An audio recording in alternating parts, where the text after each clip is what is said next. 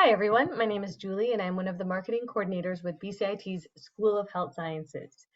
It is my pleasure to welcome you to this information session for the Cardiology Technology program. First off, I want to say how happy we are to see you all and thank you for attending our presentation today. Second, you may post your questions or comments into the chat during the presentation. We will address as many questions as we can near the end of the presentation in the Q&A segment.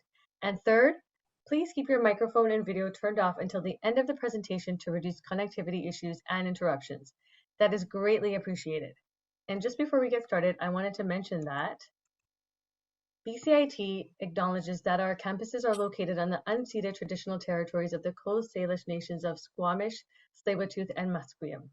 Now, I'd like to introduce Lisa Gowans, our program head. Thanks, Julie.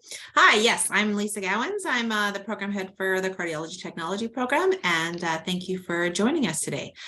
So we're going to start off with a poll. The first question is, what do cardiology technologists do?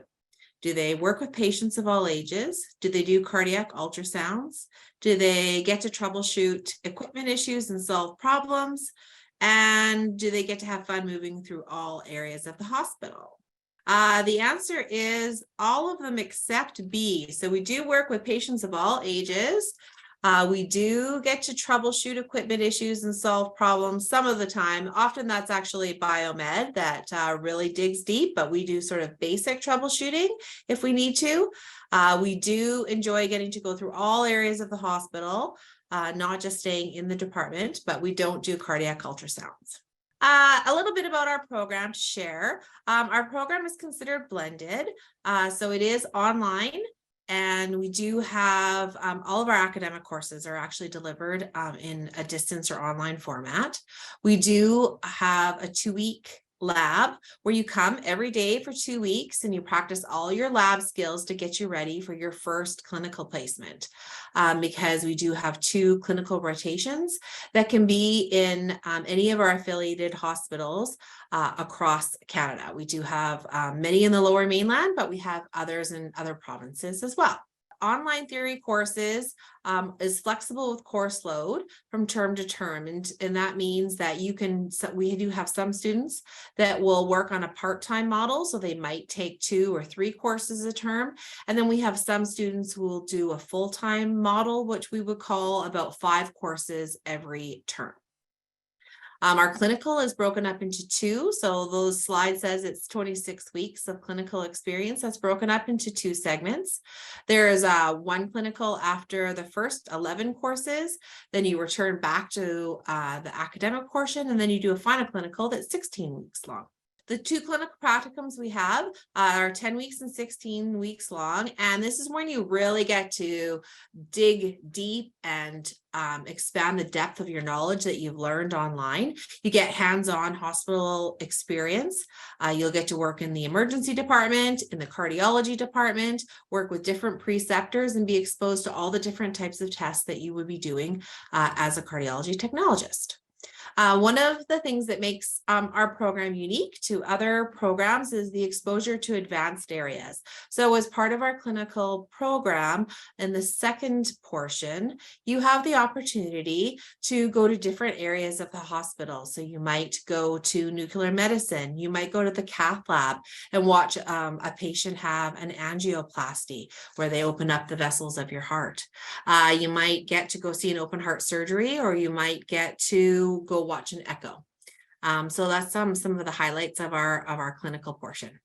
So what is cardiology technology? It is the practice. We work within the healthcare team, and we work to do non-invasive diagnostic tests, mostly using the electrical activity of your heart to help diagnose patients in their health care.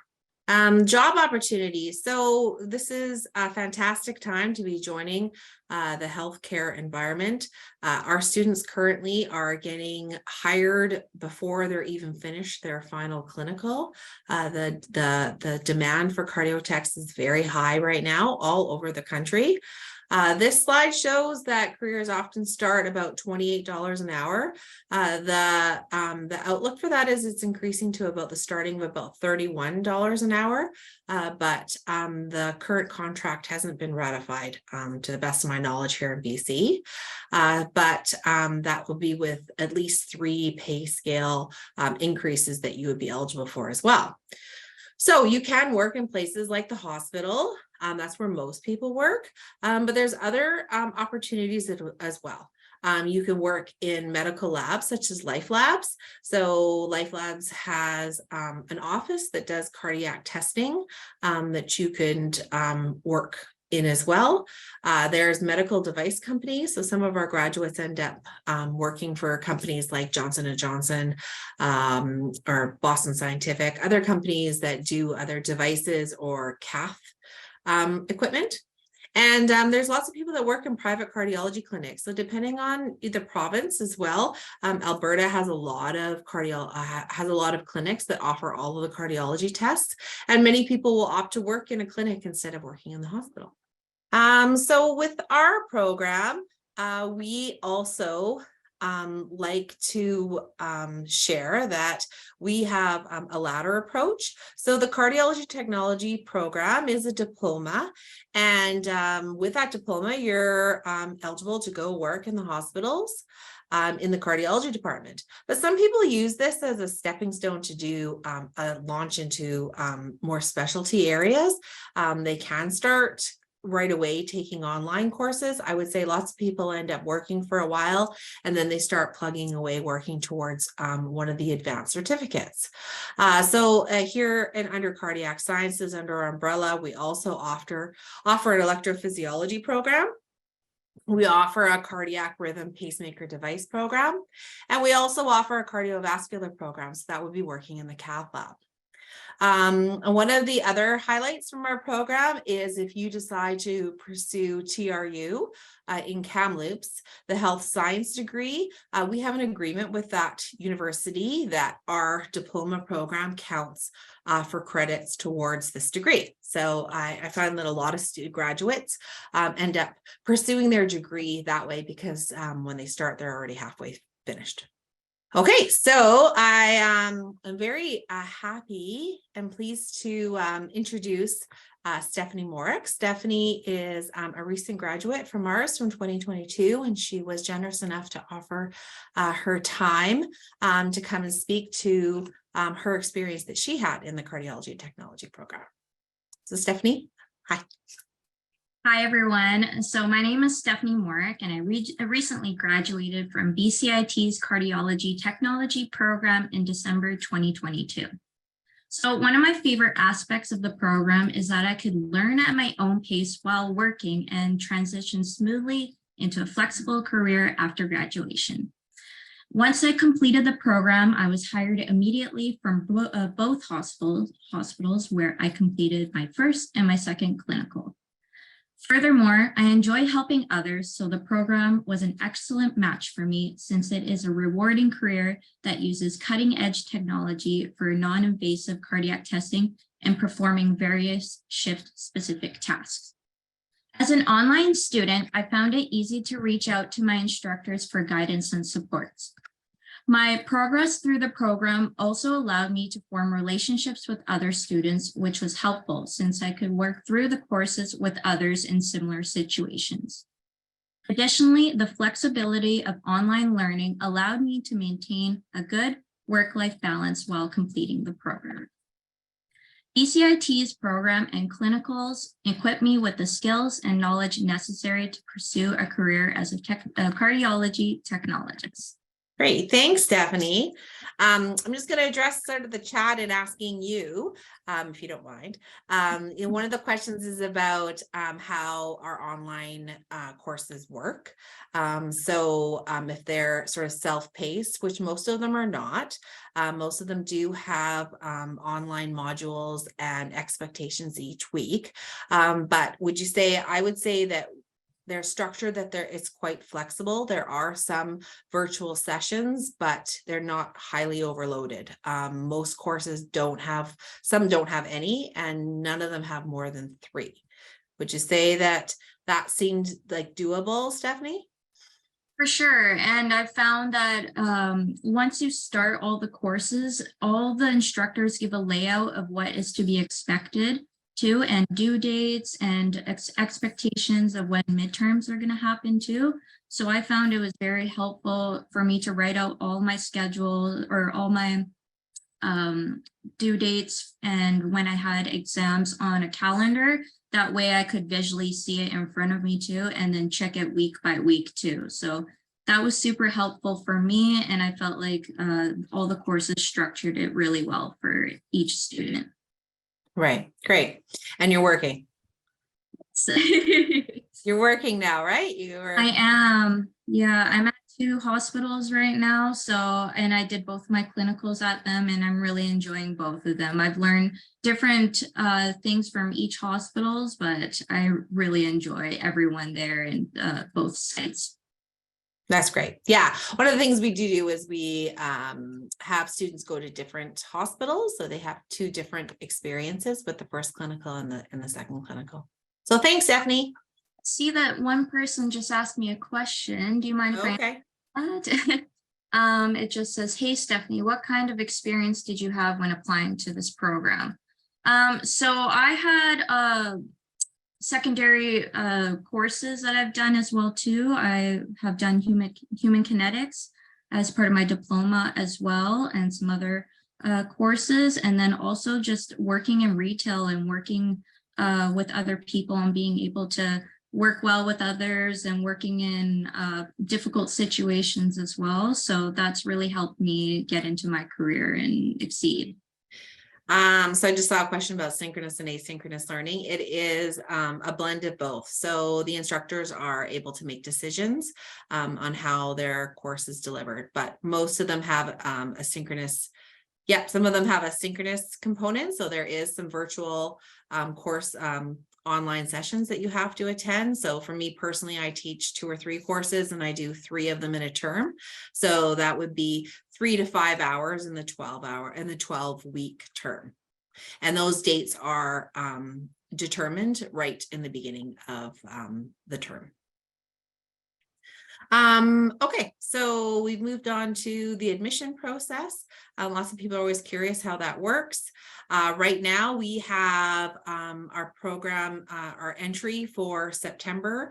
The application period is currently open right now. We'll close May 15th. And then we do a second intake in January. And for January, the intake accepting applications July 15th until October 15th. The number of courses that a student takes is up to them. If you take 6 to 9 credits per term, it takes about 3 to 5 years to complete. And if you decide to take 12 to 18 credits per term, that's the fastest way you can do it. And it's a little bit, it's 2 years, close to 2 years, depending on if you started in September or January, just simply because of the summer holidays. So students are, for them to be successful in the national credentialing exam and working in healthcare, we recommend that you finish within 5 years so that you're current when you're taking the exam. So here are the application steps, which are reasonably straightforward. You want to make sure you review the requirements and are aware of the application dates because they don't accept things that are late. You want to make sure you convert all your documents to PDF files and load them into the application. You need to complete the CASPER and the mandatory questionnaire. So I'll just speak to that a little bit, and I think it's on the next slide as well. You have to be proficient in speaking and listening in English. English studies 12, you have to have math or pre-calculus 12, anatomy and physiology 12, which was what was biology, and now they don't call it biology anymore, physics 11 or physics 12, and chemistry 11. What are we looking for, like when we're looking at the questionnaire? Some things to really think about when you want to really demonstrate that you have done some related volunteer or work experience. So even when Stephanie's talking about doing customer service, that is a component to working in healthcare. You're working with patients, you're having to work with people. But some of the other questions will be related to that you've demonstrated an interest in the field. Like, what has drawn you to wanting to apply? Why do you want to be a cardiology technologist? We do look at post-secondary education, and we do look that there's good grades in your previous education. But we really do kind of zoom in to look to see if you have any volunteer work experience that would be with the public or would be with patients. So this is about your transcripts and documents, which I think there's a question about that too. You can scan and take a picture of your transcripts and upload. You can download your digital transcript from your school and upload. We don't really recommend mailing anymore. Everything is online. So what happens once you finish the application? Once you finish the application, admissions reviews the application and makes sure that all the requirements have been met. So that would be one reason you might want to apply earlier if you can. Every once in a while, I've seen that something might be incomplete, and you might have a little bit of room to try to finish something off if you have the opportunity. But once admissions reviews the applications, anybody that's passed all the requirements then forwards all the names of the applicants to the cardiology department. So here in the cardiology department, we have at least 2 faculty that go through each of the applications. So we're not only looking at your grades, but we're reading the questionnaire, we're also looking at your CASPER scores. And then we make a decision based on those as to how many students we're going to accept. And the acceptance rate is also a factor of it is how many clinical spots, how many hospitals are supporting our students, has a factor in how many students we take each term.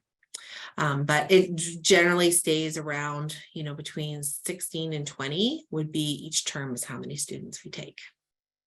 And then you'd have to pay the commitment fee once you've been offered the acceptance letter. Hi, everyone. I'm back. Now, moving from the academics, I would like to let you know that BCIT is committed to supporting students in a holistic sense. We want you to succeed not only in your academics, but also outside of school. Some of the student services are available to you as a prospective student, and others will be available to you once you become an enrolled student. Here are some of the important student supports I'd like to mention.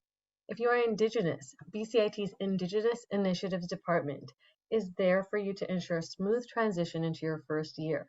They offer peer-to-peer mentorship, a welcoming gathering place, and provide clarification on Indigenous funding. BCIT's awards, scholarships, and bursaries are listed on our Financial Aid and Awards webpage. I would like to mention that we have a President's Entrance Award, and selection is based on academic achievement and volunteer and community service. Please contact Financial Aid directly for more information. I think there's going to be a link in the chat. It's already there. BCIT is committed to providing assistance to students with temporary or permanent disabilities. If you have been accepted into a program and believe you may need accommodation to be successful, I encourage you to connect with our Accessibility Services Department. BCIT Student Health Services is a health clinic located at the Burnaby campus. They provide medical care for current BCIT students year-round. We have Counseling and Student Development Department available to help you enhance your educational performance and maximize your success as a student at BCIT.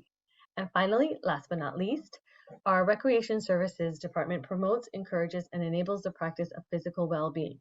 We consider recreation an integral part of campus life and welcome all students to enjoy their services. If you have any questions after today, I encourage you to connect with Program Advising.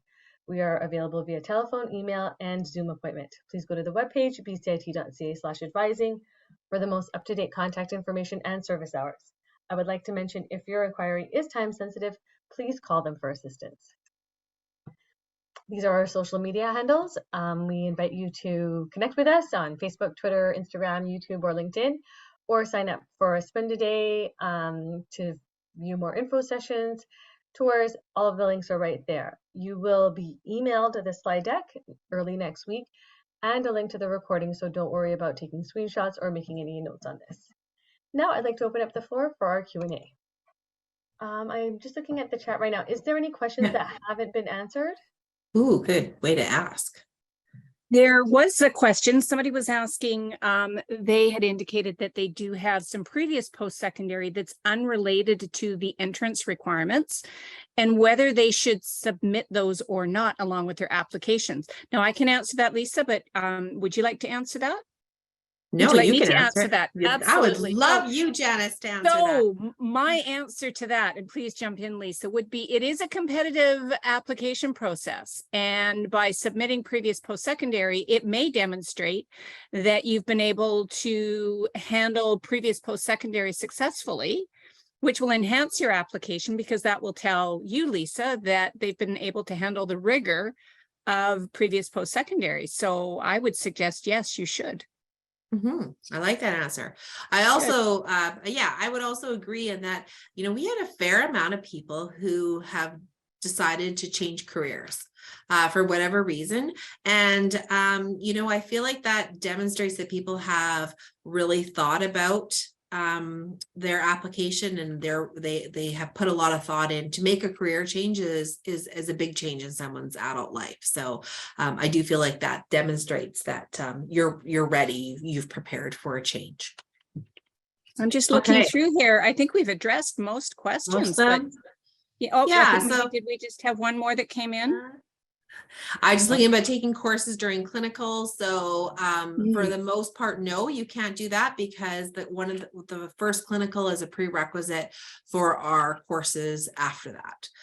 So we only offer a few courses that don't have prerequisites of the clinical. I will take this moment to mention that because we're under part-time studies, there are a few courses in the beginning of our program that students are able to take to try it out to see if they like they are enjoying the content and they think that they might succeed.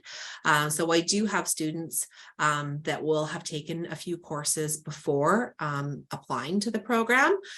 If you're interested in doing that, you can. There's 3 specific courses that we recommend, and you are only allowed to take 3 courses. After that, you'll be flagged that you can't take any more until you have applied and been accepted into the program. So someone's asking about the timing. I would say that the timing for the application, when they end, the application period ends May 15th. We take usually about a month, I would say, to review all the applications. Well, it depends. That's a hard question to answer because sometimes we have a lot of applicants and sometimes we have a moderate amount. So I would say that can vary, but I would say around the 1 month mark is about average. I don't know, Janice, would you say that that's consistent with other programs? Absolutely. 4 to 6 weeks generally. Great. Okay. I like it when I'm on the right track. Okay. You asked for the online courses. So yes, I think they're not delivered by Zoom. We have a different platform that we use. They aren't self-paced. So, we don't just give you all the content for the whole term and you go ahead and do it. Almost all of them are regulated by modules or by weeks. And that just keeps the class together. So just because you're online doesn't mean that you shouldn't be feeling like you're part of a classroom setting. That is how we work. And I'm not going to speak to specific courses. I think, Janice, that I don't know if you answer this, but there is some sort of table or there's some sort of is this the one from Danik? Did you mention the need grades to be successful for admission? I think asking about specific courses, but there is some sort of that's tough. But we have something that I think, don't we, online that you can see if it's compatible. Absolutely. If you're concerned with your grades or maybe courses from out of country, anything like that, or you just want to discuss the competitiveness of your program, we can chat with you. I would encourage you to connect with program advising and we can go over that with you a little more in detail. Okay. Absolutely. Thank you. I can see Darren's put in a link to the Casper. Thank you, Darren, for doing that. Just to clarify that the Casper test, the link is on the BCIT website under our cardiology technology program, but that CASPER test is delivered by a different company called they're called Acuity Insights now. They changed their name. It is not actually delivered from BCIT, and then they send us the scores. But if you don't do the CASPER test, your application won't be eligible for us to look at. So you want to make sure that you are looking at that. They only offer the test like so many dates a year. We work with them so that it sort of works with our application guidelines.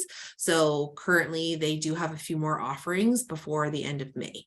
But you want to make sure that you register for that. And there's no harm, even if you aren't necessarily ready to apply now, you could take it. The test is good for a year.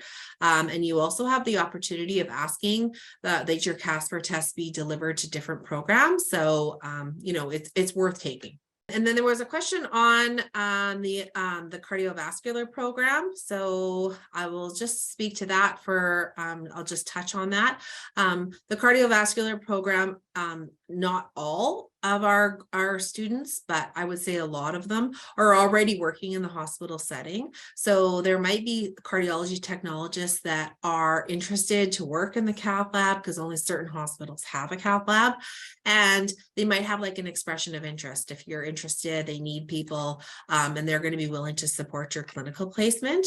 That isn't the case for everybody. You can take it independently, but I would say that that's the most common way that people take our advanced programs. You would have to have your diploma in cardiology technology, and you would have to have 2 years of direct patient care before you could be considered. One of the differences is though between the cardiology technology program and like the cardiovascular is that students are responsible for acquiring their own clinical spot, which isn't the case for the cardiology technology program. We source out clinical placements for you. There's a question here from somebody who graduated from high school over 10 years ago, but they're in a healthcare related field.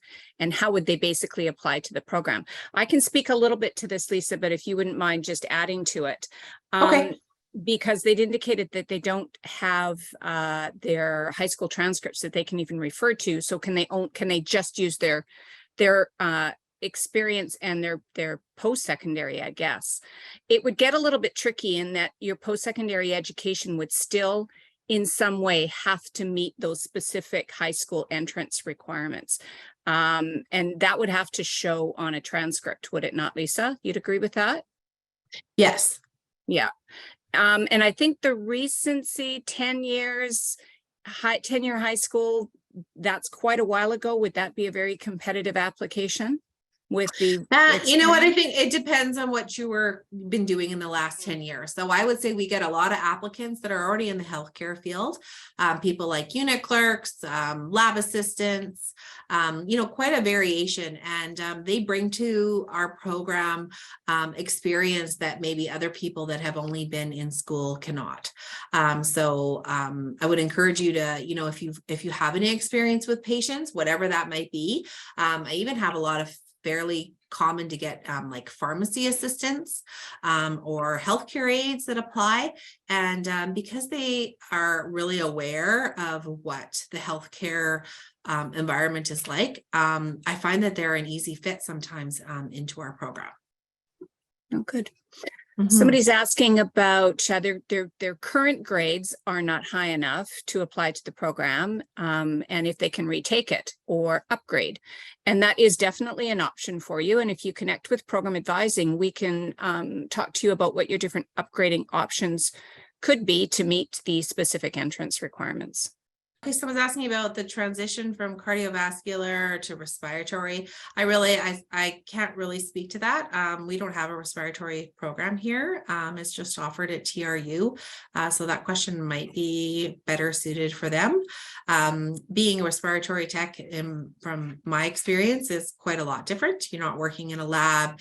You're working all over the hospital. You're doing things like blood gases, people that are in acute respiratory situations, but I don't want to. I'm not well versed in what you be doing in that program. I think that's it, right? Yeah, so go ahead, Mhm. take some upgrades. We'd love to have applicants. It's a great time to be getting into our program. Yeah, we're going to take a plug for our Instagram page. So if you want to follow us on Instagram, we are BCIT _cardiology technology. And we are you know, we have a lot of our graduates or current students on there, but we would like to really you know, try to reach out to people who are considering this to be a career for them. Is there anything that I've missed from the marketing team? Janice, anything else you can? One last question. Somebody's just Yeah. asking if there's a consideration for an upcoming information session for the cardiovascular program anytime soon. I can answer that. Oh, okay. Great. Oh, sorry. Was that in reference to the cardiovascular perfusion program? No, I don't Okay. think so. Asadi, you're not talking about perfusion. You're talking about working in the cath lab as a cardiovascular tech. Yes. Okay. Julie, is there plans for that? I feel like there's not. We're going to take that into consideration. Thank you for bringing that up. Yeah. And maybe if you you have your email here, right? Yeah, you can always email me too, and I can steer you to the program head for the cardiovascular program. I think with that, Okay. I'd like to say thank you, Lisa, Hey, you're Stephanie, Janice, and Darren. And thank you to everybody that took the time out to attend this information session. We hope to hear from you. Please stay connected with us and have a great afternoon. Julie, Yes, quickly before you fly, somebody asked if this is going to be recorded. it It was. is. And you will get a link to the recording. It'll be a private link, and then it'll be posted on our web pages in the next few weeks. So next week, you'll get this slide deck and a link to the recording. Wonderful. Thanks, Julie. Thanks, Janice, for joining us too. Stephanie. Thank you. Have a great you. evening.